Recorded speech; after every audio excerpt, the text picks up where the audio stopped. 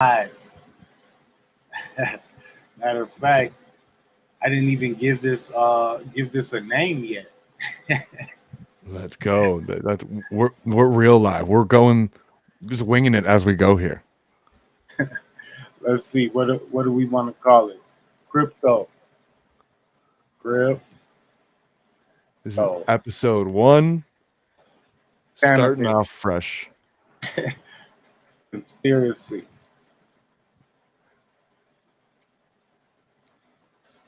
Crypto make sure conspiracy, crypto, cannabis, and conspiracies. conspiracy, comedy, There we go. Love it. commun- community economics. All right. Well, while you're doing this, let me go get to your YouTube, and then we'll get a link out. There we go. I see it right there. If anybody's tuned in, you can share this link Some- around. All right. Cool. So it's under music and art. That's fine for now because we will definitely be talking about those things as well. Yo, Tinfoil, the realist. The realist. It's so good to have you. You've invited me onto your shows and platforms, and my life has been enriched since we've been able to connect together in the community. So thank you for helping me start my first video podcast where we're gonna be getting into crypto, cannabis, conspiracy, comedy, and community economics, and probably a bunch of other stuff. Just keep them rolling. No, man, I really appreciate this. You've been just a massive part of my life in the last couple months. Just you're an inspiration as a collector in this space. Like I look up to you, being the multi-chain gypsy. Yeah, it blows me away. Oh, thank you, man. Thank you. It is fun doing it, man.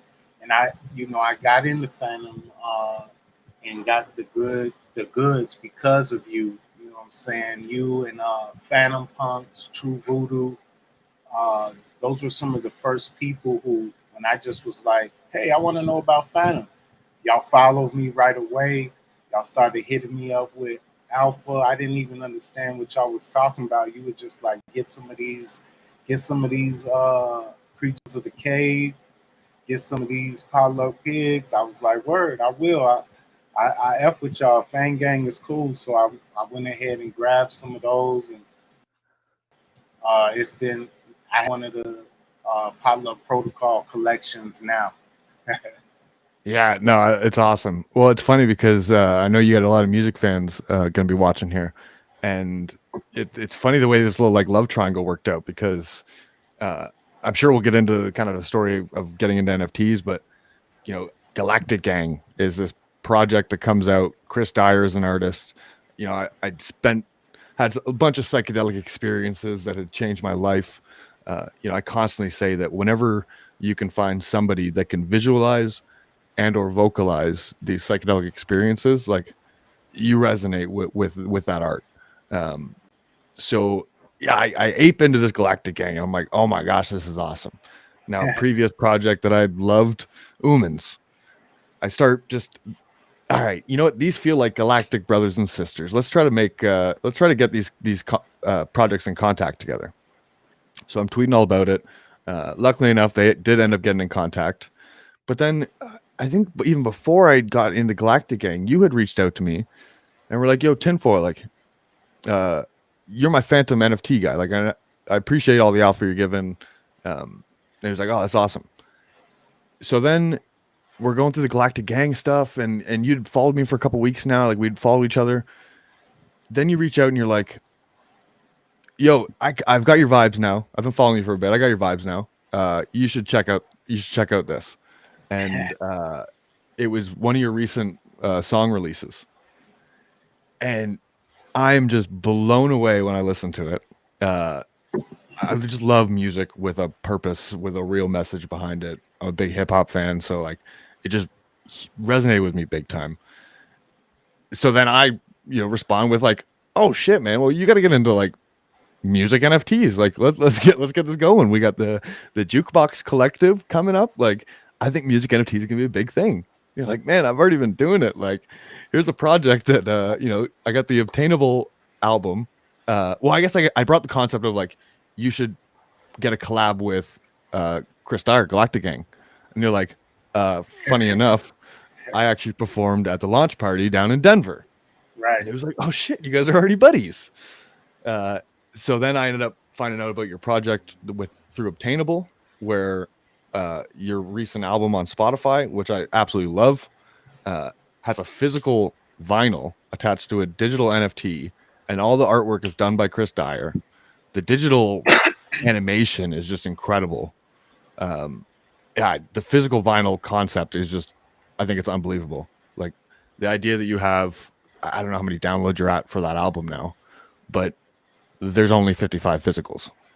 Mhm. So like to me, that's a massive deal. And I know you always said like we collect music. We've always collected music. Uh, for me, I think that's a big deal. And so I know the records things kind of come back. Things always kind of cycle back around. I wouldn't be surprised if cassette tapes and stuff could start making their way back around as just kind Yeah, of a nostalgia thing. But yeah, yeah, man, I got mad respect for you. for sure. Cassettes, for sure. I got some. I put out a couple cassettes as well, and I'll definitely have some physical cassettes coming with the blockchain attachment as well. But that's too much alpha. We ain't supposed to be dropping that right now. Yeah. Uh, I wanted to ask about on some conspiracy things real quick. Let's just get into something interesting real quick. Yes, Uh, this is why I wanted to come on your show. so do you this Johnny Depp stuff and the Will Smith thing's been going on all in people's face for a while, and I've had the thought that like, are these people sort of like Manchurian candidates where they get conditioned in their actor roles in order uh, to be triggered to act on behalf of Mm, some type of to act in real life, but still be acting in this sort of like a reality TV show mm. that because so many people have gone away from the news media and they don't really tap into Hollywood anymore as much as they do. What if this is a way to get people hooked again onto the dialogue of wrapped into the Hollywood scheme again through a reality TV show? What do you think about that? Yeah, so I think you're right to an aspect. I do think, I mean, I think personally the Will Smith and Johnny Depp things are a bit separate in terms of I think everybody in Hollywood's having a bit of a breakdown right now. I think all your power people in Hollywood are having Mm, a breakdown because that power structure, they're just you can see the numbers. Netflix is just losing a ton of money now. Pick a streaming service, it's not doing all that great anymore. Independent content creators are killing it. I'm seeing comedians now who literally, I watched a comedian recently and he was talking about he wanted to do this special on YouTube. He was going to release his special on YouTube because he's got a massive podcast and doesn't really care about one of the streaming platforms taking it. And at the end of filming his special, he makes a joke about, oh, but you know what, Netflix, if you want to buy this, like, I'll sell it to you. And Netflix ended up reaching out to him after that filming and right before he was about to put it on YouTube and said, like, yeah, we'll buy it. And he's like, all right, but you're not touching it. Like, I'll give it to you, but nothing is being touched out of it. Like, I'm keeping everything in it. And to the point that Netflix paid him massive money and even got to leave the joke in. So on Netflix, he makes a joke about like, "Well, screw Netflix. Like, you can buy us if you want to, though. Uh, so it's like the independent creators are realizing the power they're having. These studios and the Hollywood people, they have the numbers that they're just losing out big time. I think there's I think people are snapping, like a guy like Will Smith, for instance, like I mean, the Jada stuff, what he's just dealt with as a man, that's got to be difficult. I think it's just like a snapping moment, uh, in terms of him looking over at her at that moment, and her just giving that face, and like him just feeling the need to like stand up in some way and just snapping. Like I don't think that one didn't feel all that played out. That felt like just Will understanding the power structures falling, him as a man just being deteriorated. Now the Johnny Depp stuff, I think, in terms of media play, that's like the Ukraine war story is falling apart. Like all of our stories are falling apart. We need something else that's just going to take kind of the eyes away from things. I know there's been a lot of stuff dropped. The 80, or it was like over 80 pages of Pfizer documents got dropped during all of this that nobody's talked about. Right. Like there's been a lot of stuff that has happened during this trial that nobody's talked about. But even I think that was a failed power structure thing. Like it's almost like the Hollywood elite were trying to kind of say to Johnny, your time's up with us. And that's kind of how the Amber Heard big stories all came about in the first place. And then this is where he kind of gets to kind of snap back and go, no. But then, you know, the media's way of still getting a win out of it at all is to just, all right, this is our new big story that just takes eyes off of everything else. So I do think there's a little bit of something to it all. But yeah, man, the world's an interesting place right now, dude. Like It is. It is. I mean, the mass shooting recently, like Mm. I hate to get into conspiracies on mass shootings and stuff, but it took no time before the Canadian Prime Minister came out, Right. and we've got some crazy ass like complete ban on all handguns. And we don't have a gun problem. We never have. Right. It's never been a problem. And all of a sudden our Prime Minister is using the American politics immediately to Make no implement this sense. stuff. And this make me want to bring up the soldier, the martyr, Johnny Hurley, who last year there was in Colorado, there was an attempted mass shooting, and Johnny Hurley, he was like one of the organizers of We Are Change Colorado, and he was there carrying, and this dude was starting off a mass shooting, and Johnny Hurley took him out. Right. I did see And some then the police come and take Johnny Hurley out. right. And they keep this one on the hush though, because that's one of those instances where a regular civilian was able to protect so many people from getting murdered, and they just come in and strike him down out of nowhere, But even without knowing what's going on. and even like during this COVID stuff, I know that there was a big news push with the anti-Asian like hate crimes, and there was a big push on like the black community with the anti-Asian hate crimes. And like I remember the one massive story was about like a couple guys beating up this old Chinese lady, and it got blown up. Like it was a massive story that this was this hate crime, and that night 14 other old people got jumped, like in the same area, like that would like, but none of those got mentioned. It was just the one happened to be two black gentlemen and an Asian lady, so that was a story that got blown up because that was around the narrative at the time. Yeah, that was a real weird thing. Like I don't know nothing about no Asian hate in the black community. I don't know nothing about that. We on kung fu flicks all the time. You know what I'm saying? We love our Asiatic family. I don't know what they talking But about. Rush Hour is my favorite movie ever. Right. No doubt. Man, one thing I be thinking about related to similar what we was talking about is how so many people weren't getting the flu needles, and they weren't getting the. So many people weren't tuning into the news anymore, and all it took was the greatest advertising campaign in the history of that I know of was these masks where everywhere you would go, you see the billboard on someone's face. You would see the direct marketing, the multi-level marketing right on someone's face. And this drove people back to the news. It drove people back to the pharmacists for them shots again.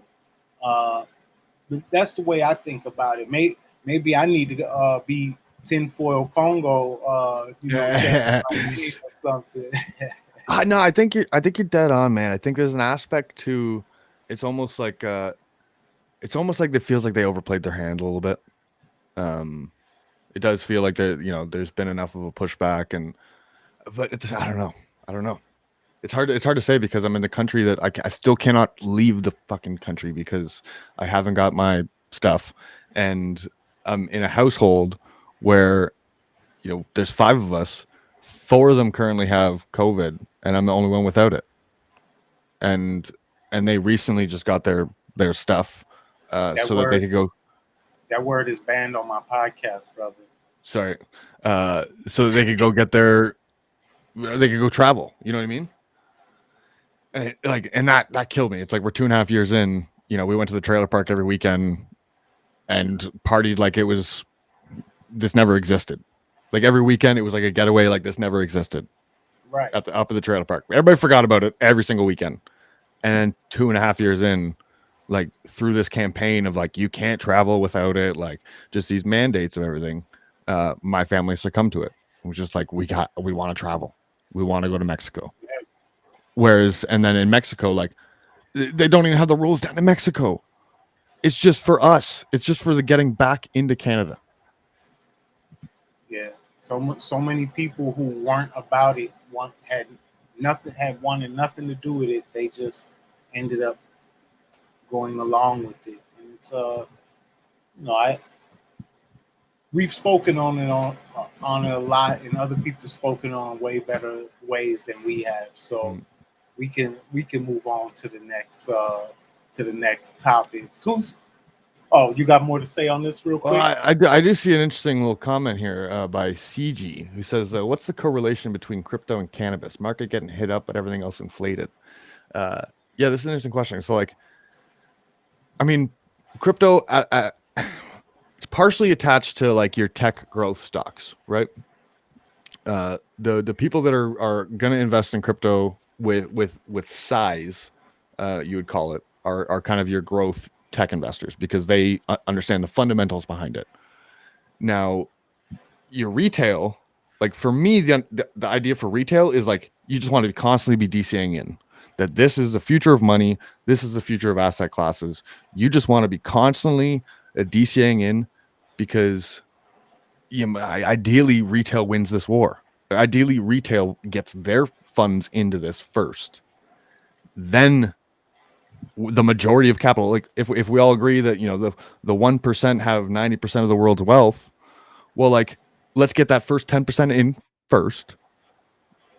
And then if all of a sudden that first 10% gets in, and we are retail, we are the workers, we are the ones that operate society.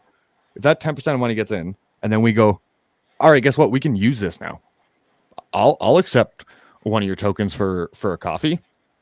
Go ahead, buy your gas with ETH.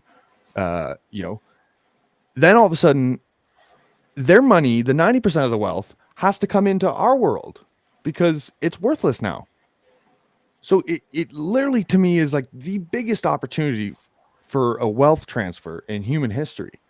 And to tie it in with the cannabis, I mean, the same people that fought cannabis forever are the same people that are going to fight this forever. There's an idea to being into crypto. You have to have an open mind. You have to play with magic internet money. You have to kind of realize that like the real money is broken, or what they call the real money is broken. What is real money? Like you have to, and a lot of that open mindset does come from I got mine from having experiences with cannabis, with psychedelics. That's what really opened my mind up, because it was the first 20 years of my life where I was doing the circus. I was, you know, sports, news, sports, news, sports, news. Like, I was as part of the Roman circus. And then it was, having these experiences that was like, oh wait, there's more to this all. Like,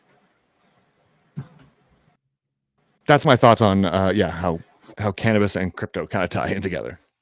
And then never mind the fact that that's how crypto like Yeah, basically came up, is through the dark web, right? Like, cannabis, and these so many NFTs. The most cherished ones that got the blunt, the ones that got a blunt are usually the legendaries. That for some reason there's people, a lot of people in the crypto are in the people think, whoa, less people think more outside the box, or on the fringe, more outlaw type of thinking. I have a connection there. As far as the market goes, though, the market for cannabis, it has been fluctuating. Definitely, I don't rest to it that much, but I know it's been fluctuating a lot. There's the connections with these things. I would always say the first thing is that's what is the greatest influence of in any of our affairs. It's how we thinking about things. What are we valuing or devaluing at the moment, and why? In my hand, I had this silver certificate.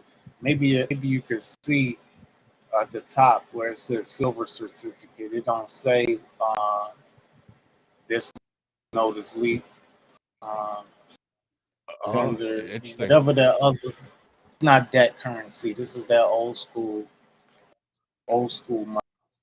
The I silverback. want that. Yeah, definitely. Now I started printing my own money back in the day. This is called Baba G, and it has ideas on it. I'm gonna have some NFT type of things like this coming out as well. G money, and I would trade this for cannabis. I would trade it for crypto. I would trade it for Federal Reserve notes, for food, for hashish, for, and the reason is because this is like an NFT. This is you're not doing this in many other places, and the idea about money are worth more than money.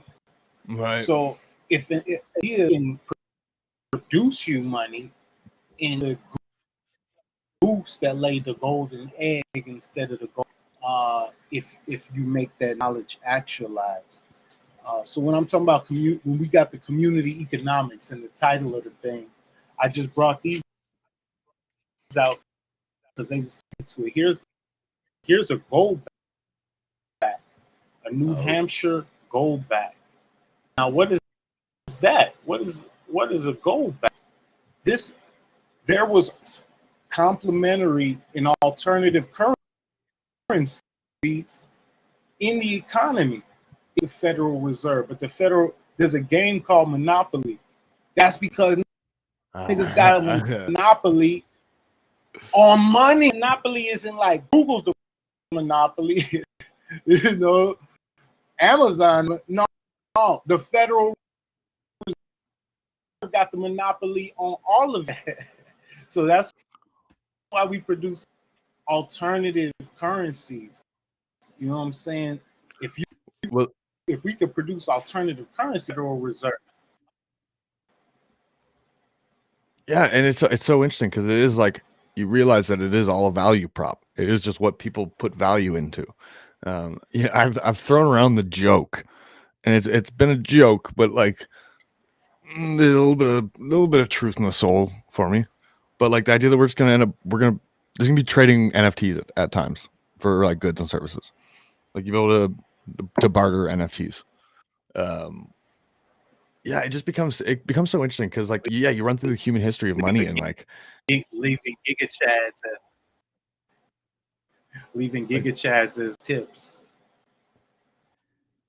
yeah, yeah. Honestly, like you really could, and it's yeah. I think it's also interesting because you go through the history of money, and money has always changed, but like money was always backed by something of like physical nature, and now we've already moved into this like fully digital nature.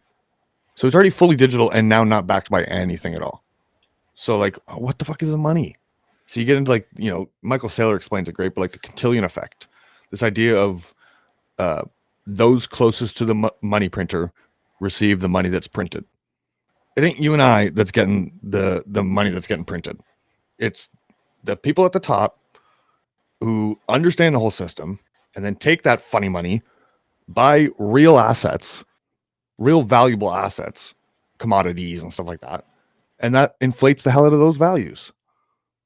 So like even it's funny because I just seen a chart, was it this morning, that like BlackRock put out, but the retail investor has sold off their gains already over the 2 years. So in the 2 years of this money printing that we've got, all the gains that the retail investor made have already been sold off. So like the retail is already at zero from the money that was printed. Yet what's the price of gas? What's the price of houses? What's the price of everything we're dealing with right now?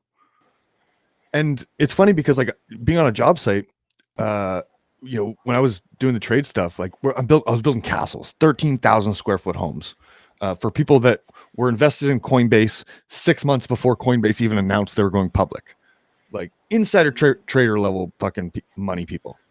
And when wood prices, right kind of at the beginning of COVID, when wood and steel just literally went 1,000x, we needed to get like massive orders in, like constant, like big orders in, because you're building a castle. And we brought up the concept to them of like, look, like it probably makes more sense for us to get a big ass order in now, get everything we need now, because God knows what this price is going to be in a month from now, in 2 months from now. And they basically laughed at us, and they were like, we do really, really well when the market does this stuff. So I don't care what the steel price is. We own the stocks of the steel companies. Mm. And like that was like a big eye opener for me, where it's just like, oh, it's a game, man. It's all a game. Yeah. And that's why we got to start printing our own. If you got a GPU, extra GPU at the crib, you know what I'm saying? Set it up and start mining Flux or some Ethereum, or you got an extra CPU, mine some money. You become the money printer. You become the money mint, and the printers of our own money can sort of understand the game that's being played and extract ourselves from that game simultaneously. Yeah, no, absolutely. Yes, indeed. And there's gonna be a battle coming because here we are. There's gonna be a battle coming because the Fed wants Fed coin. So like it's gonna come down to like there's gonna be essentially a war, a psychological war at some point between retail and the big dogs of, are we using our decentralized cryptos that have already been built, or are we going to use new Fed coin? And I mean, that feels like what's going on right now. It's just like they're going to let in. To me, if you want the tinfoil realist perspective on what's going to happen, there's elections coming. The money printer ain't stopping. If the Democrats want in, like that, stopping the money printer is not part of their platform. The Fed doesn't give a shit. They're getting the money printed. They don't care about the inflation. It benefits them. To me, it's all a game. This is part of the modern monetary theory. They just have to talk. You talk hawkish. Look what happens when you talk hawkish. Things go crazy. You move the basis points up 0.25 and things go crazy. So they just got to keep doing this. And things will keep inflating. They'll keep printing.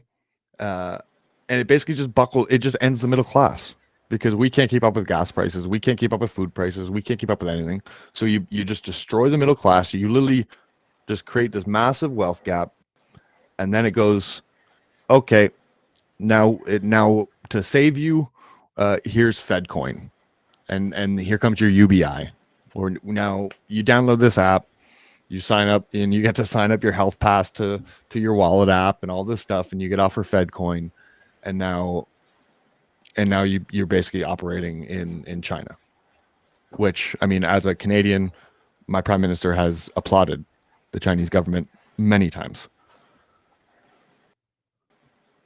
Yeah, so has Mr. Billy Gates. Mr. Billy Gates and Fauci. They the Australian and Chinese ways of handling things. Yeah, I mean, it's crazy. It is crazy. What do you think about Elon versus Billy? What are your thoughts on Elon? I mean, I thought it was wild that last year at the same time, everybody was like, yo, Elon, get the out of crypto, shut up, you know what I'm saying?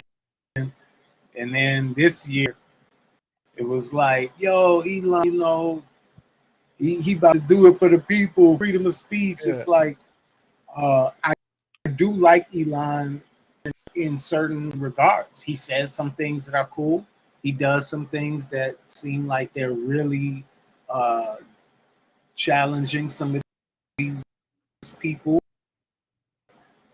But I think and sending all these satellites up, I don't as visionary as he may think it is. It may be very backwards.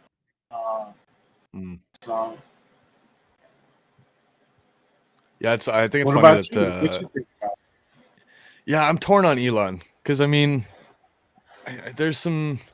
I've read some shit about him and like his family and connections, and you know, he didn't just create all of those things. Like, you know, I've heard that aspect of it. You know, the idea of Tesla, like Tesla makes money off of government subsidies. Like, it doesn't make money off selling cars. It's government subsidies, and we're, you know, if you want to get into the climate change thing, like a lot of this is about creating you know, a brand new stock market for carbon credits that, like, you know, you and I don't get to benefit from, the big dogs do.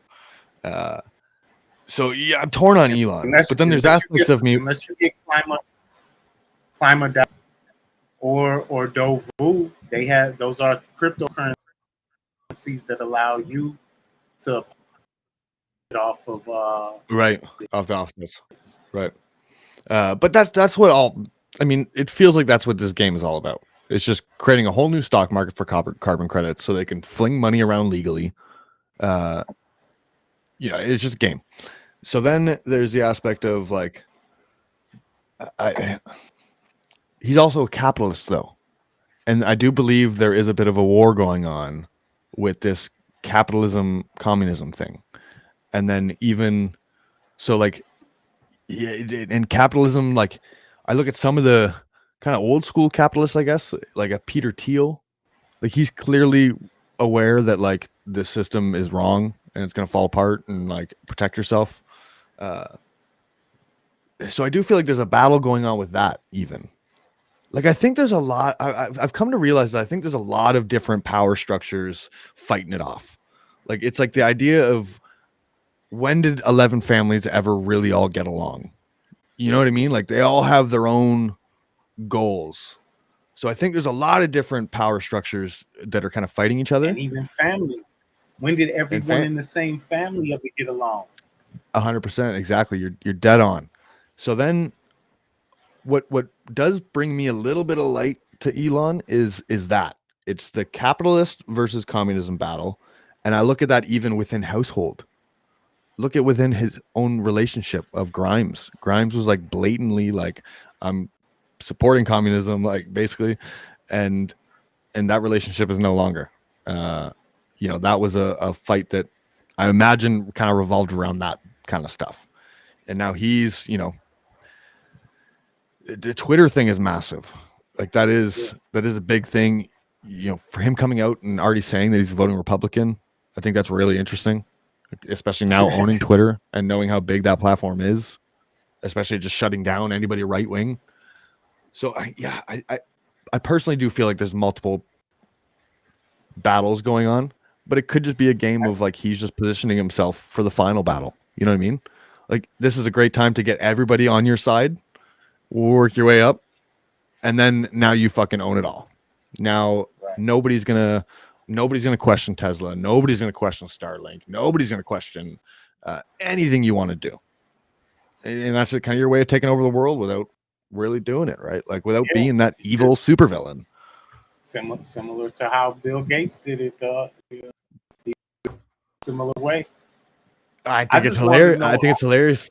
Sorry, Congo. I think it's hilarious that we're a lot of food shortage news after Billy Gates bought up a lot of perfect farmland. Happens to be a big food shortage. I know Yeah, why, man. his hundreds of billions of dollars aren't farming like crazy and creating food. It's really weird. It's really weird. What I've been able to read any of the comments, has anybody roasted this background image of our live stream yet? Because I would have surely No, roasted this. Uh, no, I'm just seeing a lot of respect for you. You got a lot of, oh, you got a lot of listeners. that's too cool. That's too cool.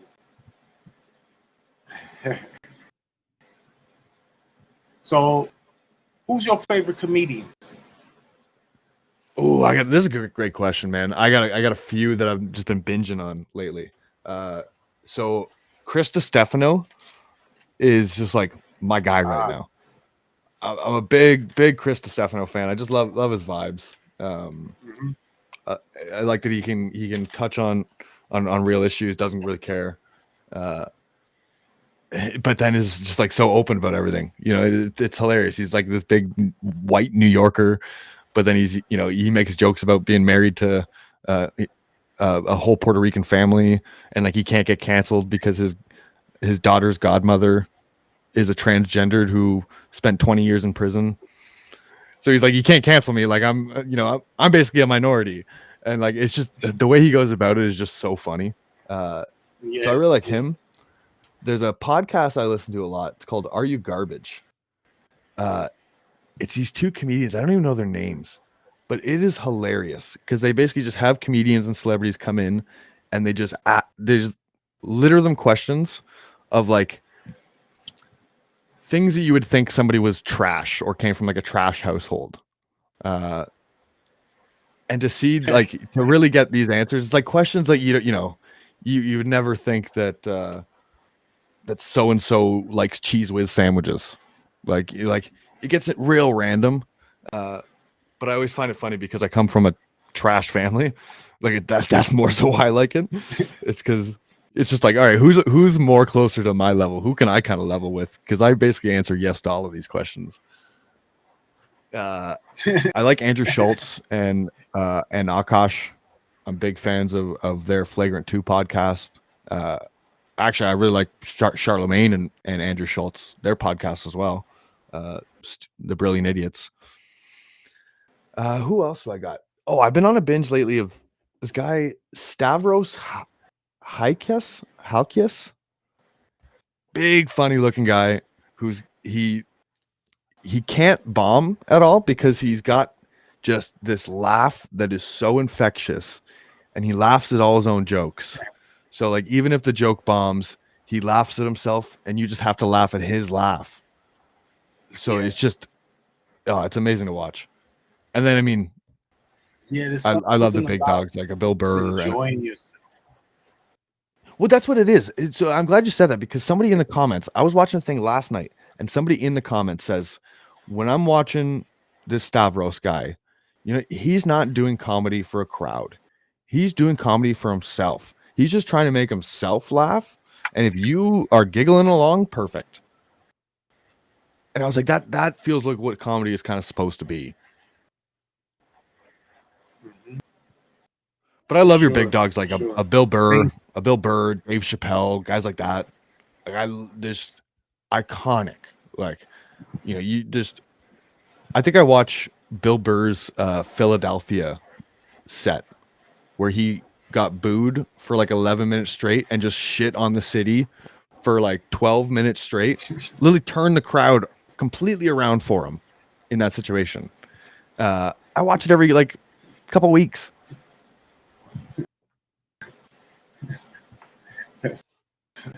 Yeah, that's amazing. To me, those are the comedian most important people in our society.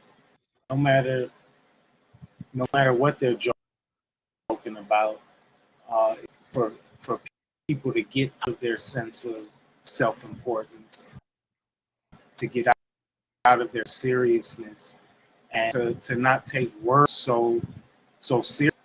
And so I really respect and honor the craft. Oh, it's incredible. I mean, and again, it gets back into the tinfoil stuff, but like, I think there's an aspect of like news portrays this thing that is like not the majority. They just portray the vocal minority, um, like the 1% of an idea, like people that have an idea. They push the hell out of that, and like we went through that little cancel culture phase there a little bit, and through going through this cancel culture phase, look at how big comedians have become.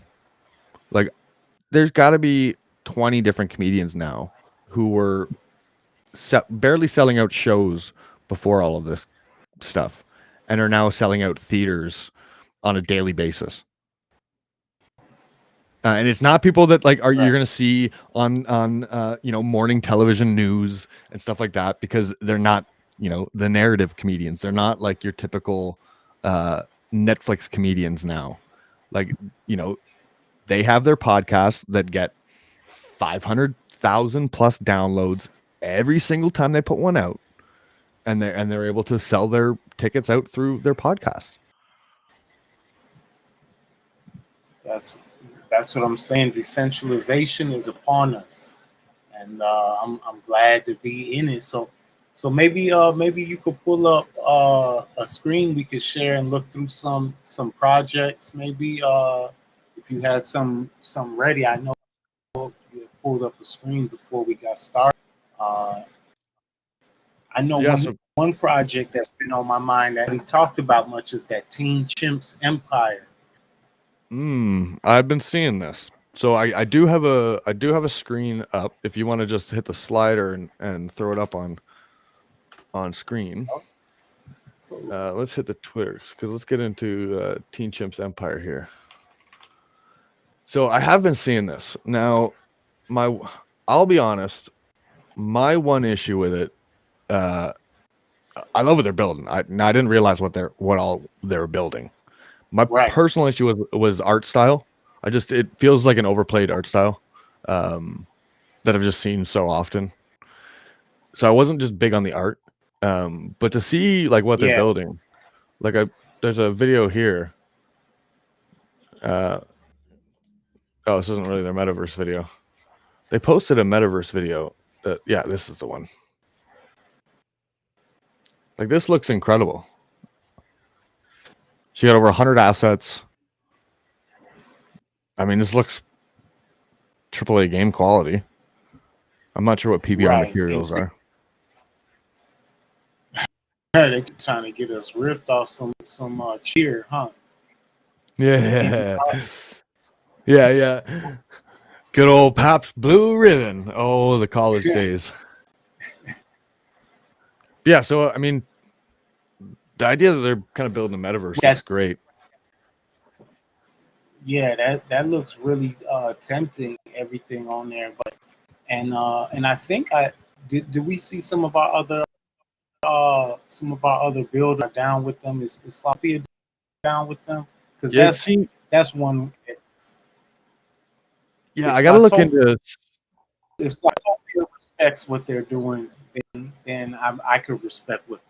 Yeah, I mean, Slutopia, that's a kind of great investment advice, to be honest. Not financial advice, not investment advice, but listen to Slutopia, who he's kind of has respect for, because that man's a builder. And speaking of that, I just thought it was awesome. So Phantom Foundation literally just posted a tweet saying, join the upcoming Phantom Metaverse Roundtable discussion with our very special guests, Slothtopia, 8-Bit Metaverse, and Podtown, Friday, June 3rd. So they're going to be hosting a Twitter space between our three big metaverses coming, which I think is awesome. That's going to be an incredible discussion because I know they all kind of have different ideas on how they're building out things and how to grab users and stuff like that. So different revenue ideas. I think it's huge. That's a huge discussion that I'll be tuned into for sure. Yeah, I know Saltopia. He's got some good things in the works for the music side too. Me and Menez was even thinking a listening party or a show, a couple of songs in the Slothtopia metaverse for the album release of our NFT project. Matter of fact, let me just drop a little alpha on you real quick about that. I don't even know if now's the time for alpha, but hey, so one of my favorite projects on Phantomize is helping us make the whole collection of album cover art, and then we're having legendaries from some of your favorite artists. I'm not even going to tell you the names of these artists yet, but there will be legendaries from some of your favorite artists as album covers for this full-length album, the full-length album that I and Arrow ever release on Web3. So Wow, that's crazy. That's a great little partnership because Phantomize they produce some awesome work. The AI that they've built up is does some incredible stuff. I know Nosley, who is an awesome collector. He's working on a project with them as well. I've been supporting them for a long time. I mean, I'm gonna get some tries. I'm looking at a thing here, the Spectaculars. They were the first mint that I did from Phantomized. And I thought they were awesome. They reminded me of like kind of what something like what Art Blocks would produce. But yeah, that's a great art, great project, great team behind it. I do like what they're doing. There's been some crazy. There's been a lot of sales. There's a lot of sales last couple of days. Although I did get into minting some stuff today that I wanted to kind of get into. What's that? Yeah, what's those, man? These That's are my yeah, right. These are the Zomzukis that I minted today. Yeah, these are super awesome. I really like the art. It's like a free mint when you pay the gas. And then I minted these guys, the Gobzukis. Yeah, both on ETH. How was gas looking? Not horrible. I think I paid $100 to mint the 20 Gobzukis. So I couldn't complain about that. I mean, yeah, can't complain at all about that. But yeah, Cyber Rabbies, like there's a lot of good ETH projects going on right now. I really like the Cyber Rabbies, because that's it's from the Podtown team, who again are having that space with the Phantom Foundation, and I'm sure Cyber Rabbies will come up. Yeah, I think there's some good stuff kind of happening in the Phantom ecosystem that's kind of starting to go cross chain a little bit, and even that's part of my idea of collecting some NFTs on ETH again. It's like you want to kind of tap into other communities at times, right? Right. Yeah, I found this one I got my eye on right now. I'm watching the floors on this project called Shamans. You seen that one? No, I don't know. Let me see if I got it up here. I'll share my screen if I still got it. I'm not gonna type it in right now. Yeah, we do. We got.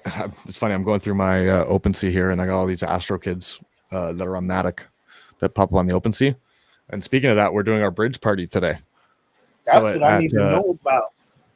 Yeah, so it's in 2 hours. I got Matic. So what do I do? How do? Okay, how, so okay, so you can leave them on Matic if you want, but the bridge is like live now. So we're going to be having a party in like 2 hours to kind of teach people on how to use the bridge and whatnot. But I guess if you have like a Matic specific trait, it's going to get changed into the new TOA designs that he's done, which is kind of like the bit of a rebrand that he's done for his like logos and whatnot. So what I'm planning on doing is so what I'm planning on doing for the Matic traits. So see how like, you know, this guy's got a Matic shirt on. This guy's got a Matic shirt on. Okay. I've got a few. So if you bridge those across, they'll pick up a new trait. Like that Matic trait will change to the new like TOA logo trait that he's done. If you leave them on Matic, they'll stay Matic. But I guess if you bridge them, because you want to leave Matic for whatever reason, then those traits will change to the new TOA logo, which hypothetically will be more rare. So none of mine. I don't think any of mine say Matic on them. So I don't know if they'll change. No. So if you don't have any Matic logos, it's just the Matic specific traits that will change across the bridge. It's similar to that. We got the kind of code from FTM Dead. You know, the Gimpies and how the Gimpies got infected and stuff. So that's kind of the method that we're kind of using. Oh, here's some of your Galactic Gang. Man, this was one of the coolest drops. The idea of getting items. I'm a big fan, and I really want to start seeing some artists get into doing items, because now we're getting some metaverse rooms set up. I need some NFT items to put in these rooms. Yo, Congo, you got any of these Illuminati NFTs? No, man. I've been wanting to give. I like that. Yeah, project. I mean, I like it too. It's cool. Like they kind of keep it like kind of exclusive and secretive in the Discord. The fact that they have @truth on Twitter, I think, is super bullish. Like that's just the fact that this project has that Twitter handle, I think, is crazy. So yeah, I'm a big fan of these, and it's just, you know, to play along with all of it, us, you know, being the way we are. This is the shaman was telling you about here. Let's see. Let's look at them on OpenSea.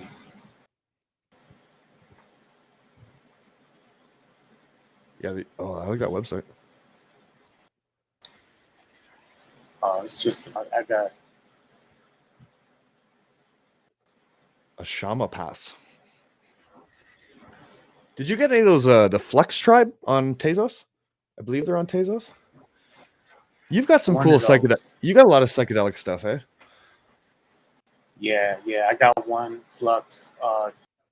I got a bunch of stuff from Flux Tribe, but I don't have. I only have one PF, one of those ones. Congo, I'm just gonna watch it for a second. Yeah, man. Let me try to bring this other thing up.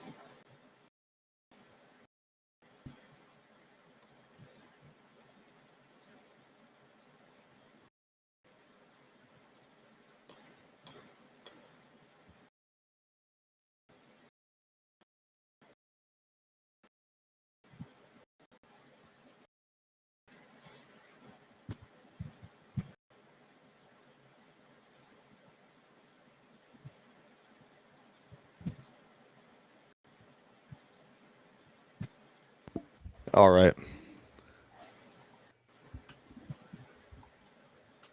Trying to share where I've scrolled down to on here. I guess it's taking a moment for it to.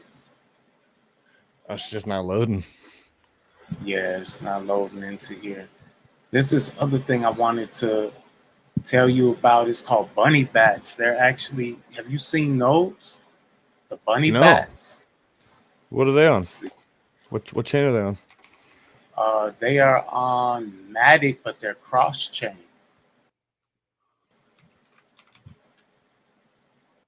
Bunny bats. Oh, I see them here. Oh, they haven't even revealed yet. Are they still minting? Yeah, They are. yeah, they're still minting.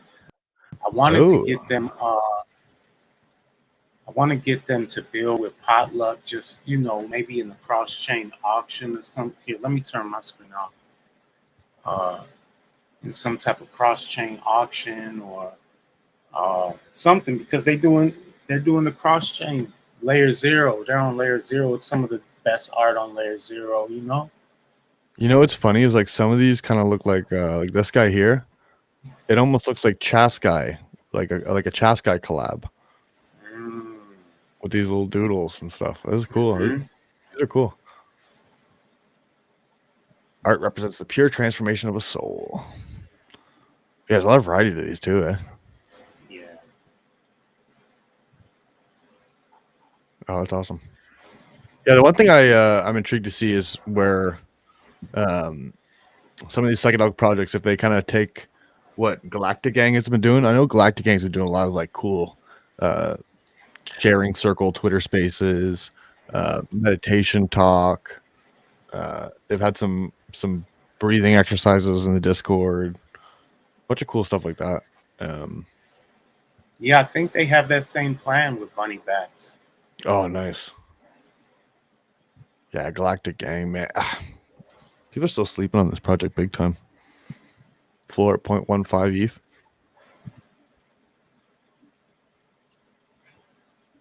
Yeah, it's some crazy art. That's what I mean about these albums that you got out, man. When these things are going to take off eventually, and the idea that there's only 55 of those vinyls. Yeah. Yeah. There's a reason I bought two. There's a reason I bought two of them. That's for sure. Oh, there it is. Eh? See if I can get it in a good light. I gotta set myself up for proper podcasting over here, so I could be a professional tinfoil. They're not gonna accept me at Phantom. I'm not professional enough. Yeah. No, we try to boot you if you're not professional. No, that was too funny, man. The amount of like community moments that have kind of happened. It's only been, I mean, we've been playing around for like a year on Phantom, and just the amount of community moments that have happened. It's just like, wow, there's something different about this. Yeah, for sure. So Yeah, go ahead, Congo. So what do you think is the next type of crypto coins to blow up to start getting a bunch of attention? Well, I do think there's an aspect to your privacy coins are going to do a thing. I think that like people, oh, look how badass that looks. So good. Yeah, I do think the privacy coins are going to kind of go crazy. And I still like these layer 2s, man.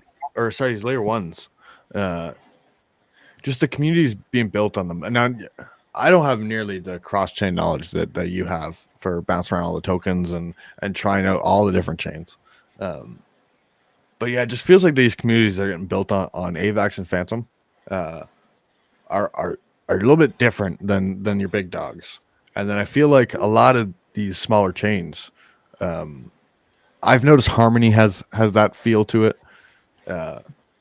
H-Bar has a very like tight knit community. I got an H-Bar NFT for you. If you need your first H-Bar NFT. Yeah, I need an H-Bar and I need an Algorand. Those are two other chains that I wanted to kind of mess with a little bit. But man, I'm a big proponent of like this multi-chain future. I plan on getting a lot of exposure on different chains through NFTs, because I do think NFTs are the gateway drug. It's just I enjoy them way more than staring at token charts and the community feel behind them. So, yeah, I personally think with all the bridging and seeing some of these ETH guys talk about multi-chain NFTs, like I think what we're doing already is like people are going to come to us. I genuinely think that's the case. Like, we just keep trying to push forward, doing what we're doing. Like, especially now once this stuff gets built, like a Sloughtopia. Like, we're talking about we're gonna be running like our cross chain auction, some of it, and some mint parties and like shit through a metaverse. That like people could access this through VR, people could access through their desktop. Uh, you can hang out in the Discord if you want, like, have that same experience that we've been doing through the Discord. Even our recent mint, I thought that was a kind of a cool experience. The fact that everybody was partying in the Discord, and then we had a party going on Twitter with the Campfire guys. Like, I think that was a lot of fun and a whole new experience. I was kicking it in both parties. Right, there you go. Yeah, so like I'm excited to see where this stuff keeps trending. Yeah, I mean, especially with Pollock too, like the labs, like just the amount of bullish messages when people are talking about dealing labs in the black market and whatnot. It's just like that's, to me, that's bullish, right? Like that's super bullish on that, which that's just our no liquidity ecosystem token. So See, my most bullish thing about Potluck is the fact that the charity for 5% is Deliver Fund. Like I'm gonna talk about that every single episode that I have. I'm gonna mention Deliver Fund every single time because there's a lot of people that seem concerned about child trafficking and human trafficking, and they talk a lot about it. But how much do we actually do to stop it? You know what I'm saying? This is why I'm really supportive of Deliver Fund and Potluck Protocol. Got 5% going there. I'm gonna figure out how my projects, if any project that I'm not doing with Potluck, how I could also contribute to them too, because this is one of the most important news of all time. So yeah, well, it's funny. I'm glad you brought them up because, like, yeah, it was big for us to do this. We mentioned, where True Voodoo mentioned before, that like, having that conversation with one of the ladies from Deliver Fund who been rescued from trafficking 18 years ago, and talking about kind of this spiritual battle going on, because crypto was originally adapted by what you'd call like criminals, using the black market, right? So the idea of trying to use crypto for good is kind of that spiritual war. If there's a universal consciousness and all this stuff, like there's that spiritual war going on. So we're to try to combat the evil with trying to do good is huge. But yeah, I like what they're doing, man. Like, they just started a podcast. I'm just looking on their Twitter. They just dropped episode 2 of a new podcast that I guess educates people on sex trafficking. But like, what these guys are doing are huge. Like, this is former Delta Force, Navy SEALs, Marines, that are going after the bad guys. They're not the ones kind of rescuing the girls or anything like that. They're putting away the people doing it. They're trying to get rid of the vacuum that allows it all to happen. So they were they were literally the team that was part of saving the Afghani women's soccer team when that pullout debacle happened. They've been absolutely massive in Ukraine, and as you can see, they posted a chart here. Like, look at the search results for Ukrainians for sex once this war has started. Like, just insane.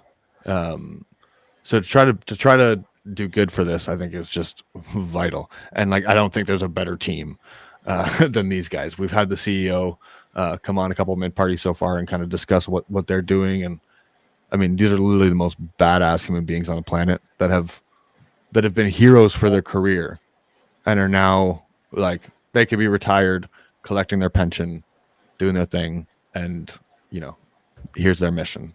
They're still putting their lives in danger to do this. And we're just buying JPEGs on the internet. So like, gosh, man, what could, like, I got to be able to do something. And it's fun. It hits home for me because I come from a big military family.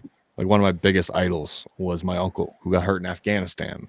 And that's part of the story of like me kind of opening up to how the world operates was just like looking into like, why are we in Afghanistan? Why was that a thing? And then you dive down the military industrial rabbit hole complex, or the military industrial complex rabbit hole.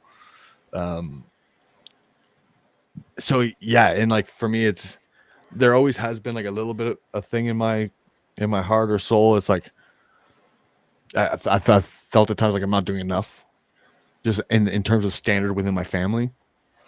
So even something like this, it does feel better on the soul to be able to try to give back in this way. Hmm. Yeah, for sure. So we salute them for sure. Thank you for being out there on the front lines, and we'll keep doing our best to get some things to y'all. Then that's the other thing about potluck, yo. It's like we're able to stake the NFTs. So many NFTs we're able to stake. Like, when I first got into NFTs, that was one thing that we was always talking about. It's like, man, imagine when we're able to stake these. It's happening now. It's like we got it now. You earn the liquidity pool, Fang and Phantom, and that's so cool to me because you could just you deposit that and then earn off of that. It's like earning all around, helping people while you earning. Like you couldn't thought of a better approach to this NFT game, potluck. Yeah, and this is the thing, right? Like we as collectors, that was the whole idea. Is like it's so hard to explain like what we are in the space, because it's not like we're not a launch pad. Like there are launch pads that exist, and like yeah, they provide the dev work for the. There's more to Potluck than that.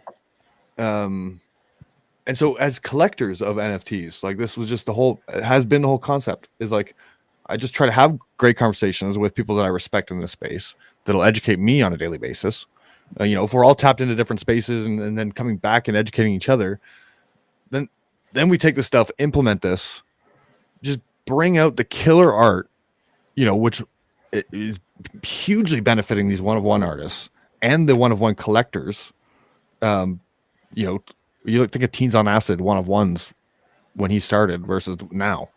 Like there's a lot of these artists that are doing very, very well now, and the collectors are doing very, very well now. So then to have that just happen, but then also try to implement the fun utilities and stuff of it, I think is great. Like having a no liquidity ecosystem token in labs. So like right on our website now, you can just claim labs for any NFTs you have. And now we're we're finding all kinds of new ways to bring labs into effect. We just had an auction for a physical jersey. So it was like a silent auction for a physical custom Phantom jersey, that you bid in labs, and then that we took the top 20 bidders and then raffled off a jersey to one of those winners. So that was kind of our way to make sure a whale couldn't just buy the jersey, basically. And like that's from you holding an NFT. Like you're just holding what I think is like, I buy these things too. What I think is awesome art, and then you get to earn the labs.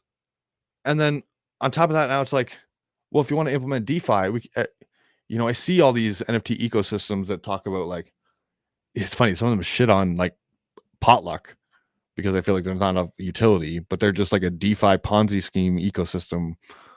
And it's like, well, guess what? You're claiming, instead of us giving you a random token, you're getting LP.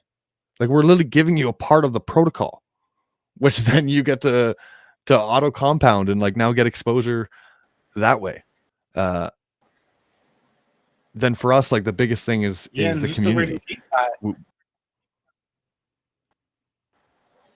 regular community. DeFi, side. That's why first, some of my most solid, like wow, TOM and 3OMB, those Toom and Throom, them things fell apart and everything's falling apart. You put a bunch of money in there, you're gonna crack. But if you taking in the Fang gang on Potluck Protocol, you actually just keep accumulating through the market. It's pretty solid. Yeah, and like I mean, the new recent thing with traversing, we've been seeing a lot of people kind of taking the arbitrage opportunity with traversing NFTs. So part of our omni-chain concept was like, all right, you want to build a big community. Like, there's an idea of if when you release 100 pieces, like you can be in an echo chamber.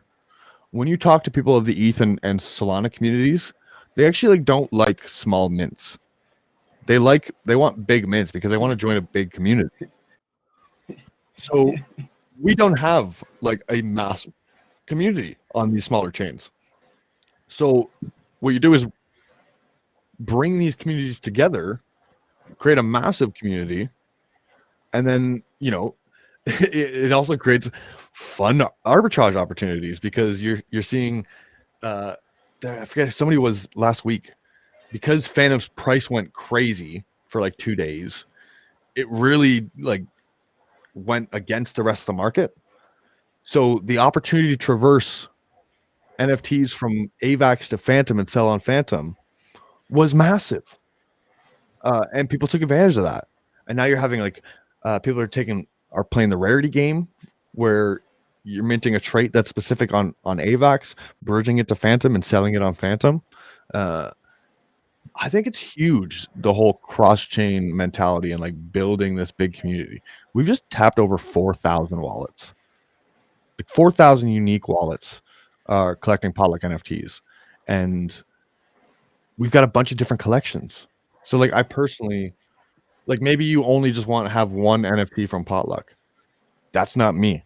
Like I want to have at least one of every single one of these projects. I love the art on all these projects. And then I need to be stacking labs for the fun shit anyways. So like I need multiple NFTs. Yeah, when you start to get into the idea of as the community continues to grow, if we got 4,000 wallets and this Friday we launch the Potluck Realm Elves at a supply of 1,050, well, not everybody in the that means a quarter of the Potluck community can only have one elf. So you should start playing a numbers game here. You know what I mean? Like, and then again, we're constantly trying to bring value. Like we're trying to, because people want to try to get labs quick. We've been talking about the idea of potentially being able to burn an NFT to get a sum of labs. Because what we're seeing is you can still list on a marketplace low and be stacking your labs slowly. But a lot of people are wanting to buy labs and want to get labs quick to enter this community and get on a whitelist for the next mint. So now you get to maybe sweep a floor, burn a few NFTs, which long term give us a ton of value because you're creating a deflationary supply. And now you get the labs that you want to get into to whitelist. And it's never a problem having whitelist spots. Like, you know what I mean? Like if public mint's going to be 12,000 or 1,200 pieces and we give out 800 whitelist spots, like, I mean, for us, that's great. That's a ton of value for our community because now there's only 400 spots to try to get into this now. That's why I got my two Fang passes. I got two left. I slang a few of them, but at least I got two, so I can always at least get two on the white list before anybody get anything. Right. Well, and something interesting, like right now, we'll look at this over here. Our Potluck Invaders game. I plan on setting up game nights where we'll be playing Potluck Invaders, and to win the rewards in game night, like you'll have to play Potluck Invaders. And to play Potluck Invaders, you have to have the NFT. Well, guess what? There's only 1,000 of them. Again, there's 4,000 Potluck wallets. So, like, numbers don't add up here, like, and again, this is a mint through labs. So just by you holding an NFT, by holding NFTs you've bought, you've accumulated labs, you've got this thing, which other people in the community can't even get. Like again, supply and demand, baby. Supply and I've been demand. meaning to send some labs to some other wallets so I could buy me a couple more of those. Man, I think I'm gonna do it because it's only one transaction per wallet. But around that, send your labs to another wallet. Mm-hmm. Yep. I do got to bring up today's last voting of Uman. Today is last Uman That's what. voting. Let's vote So live right now. So that's a big one. I don't think I have any emails left to vote from, but I'll drop yeah. So the link nft.newyorkcity/awards. It's crazy to think, she is up for best NFT artist and best emerging NFT artist. Like to me, that alone is a crazy concept. When you're nominated for both of those awards, nobody else has their name in both of those. This Rich Simmons guy. Oh, he does.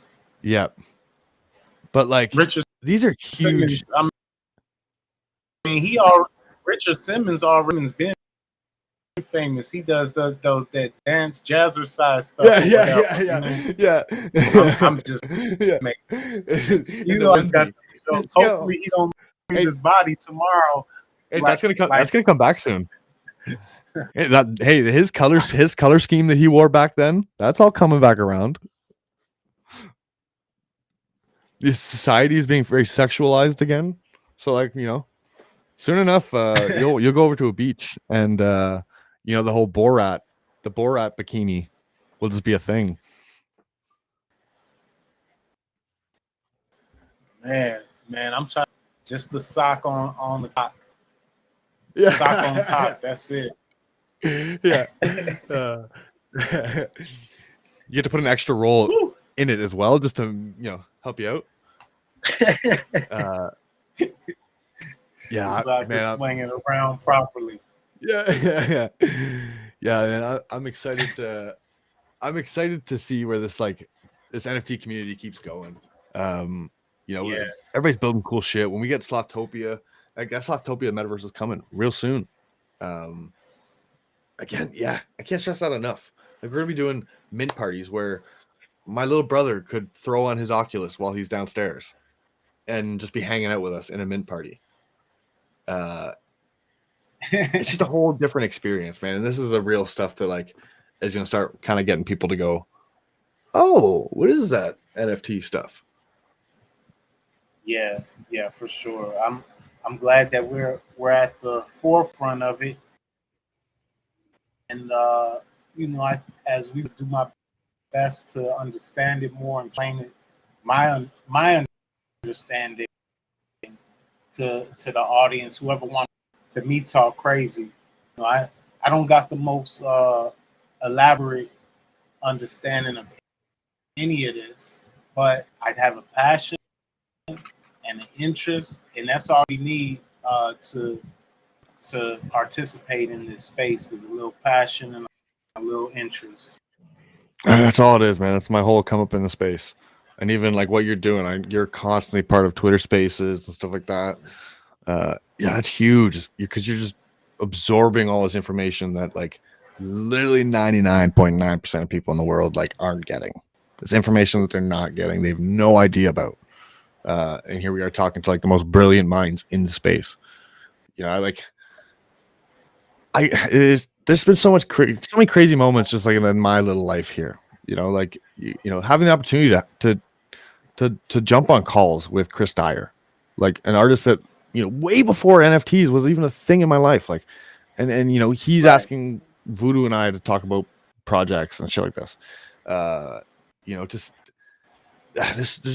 There's so many unique moments that they're just incredible. And it's just the community has just been wild.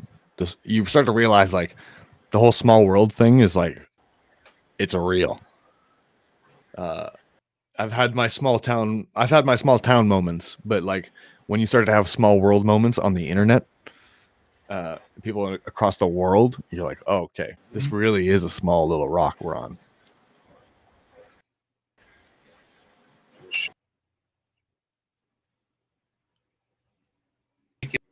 is smaller in this way because it's this type of finding that is the of all of this, plus the community, plus confidence in each other and in the art. That's what does it.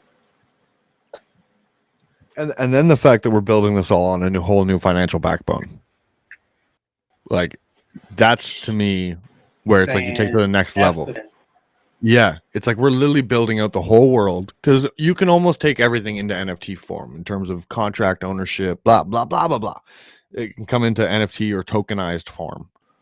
So it's like we're literally just building the new world to create for ourselves because we're getting messed around so long, right?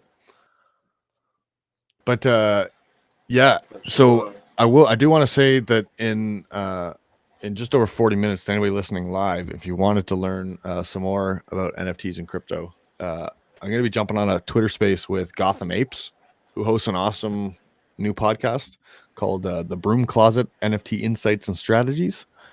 Yeah, I'll be sitting down with them in about 40 minutes to kind of Gotham Ape? Shoot the shit. You own a Gotham Ape? No, not yet. I need to get on that council, man.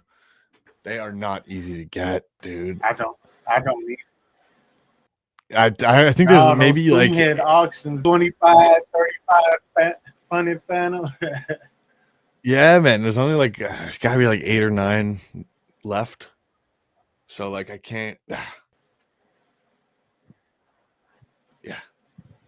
I don't know. Yeah, it's gonna be tough to get one. Hopefully they do a generative. Well, they all. I mean, we'll drop a little off before we leave, but yeah, Gotham's been talking to Voodoo and I and Potluck. He's a brilliant business mind.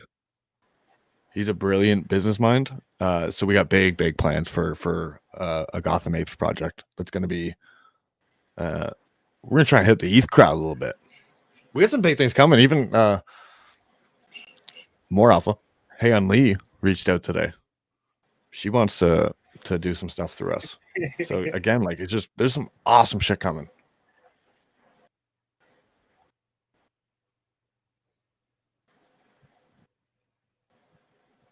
Who? Hey on Lee. Did you say? The Hey on Lee. She's the Podtown artist, and she does the Phantom's Meow. She's always in Tomb Heads. So she wants to do a project through us as well. I've seen the art previews and they look fucking wicked. It's big business for there. Big alpha energy. Yeah. Well, my friends, y'all listen to us talk about craziness and crypto and cannabis. We didn't talk much cannabis, but next time I'm for point. I'm gonna have it laid down. I'm gonna be organized. We not finna straight it. That's how it's gonna look dope. Get better every time. We'll have new guests. Thank you for joining while we play around. Make sure to check the other things that are going on today. The Teams on Acid Crossbridge thing for the pop off in Pilux later, right? Yep. No, actually, it's going to be happening. It's going to be happening in the. It's going to be happening in the Teens Discord. Acid, okay, in Teams on Acid Discord later today, and then Gotham Ape Space about to pop off. Yeah, right. Yeah, Congo, man. I love you're doing this, dude. I wanted to say thank you so much for offering up your platform. I think it just shows your heart, man, because I know you're in this for the right reasons. And to try to offer this kind of knowledge to people that maybe have never even heard of crypto before. I think that's huge. And it does. I mean, it's big for our ecosystem as well. You're one of these people in this space. I try to stress it. I can't stress it enough to collectors. You have to bring value to things. You can't just. It's not just about collecting. Like that part of it is you're part of the team. You're invested in it. You're like, the more value that we can bring to the ecosystem and to individual projects, the better. And like, that's really how I made my name, was just trying to bring attention and bring value to the projects that I was aping into. It's the only way that we're gonna like dismantle the Federal Reserve is through these complementary currencies, through some community economics. And what better way to do it than with art and artists, people who see beyond just the same old, who supporting imagination, supporting, like tribal mask PFPs, identities that are far beyond anything that could be held. And I'm saying, I love the space. I love you, Tim. Thank you Yeah, for being here, and we'll get up probably later today somewhere in the metaverse. damn right, dude. Yeah, I love you, Congo. Thanks for doing this, man. My joy. Thank you. Peace.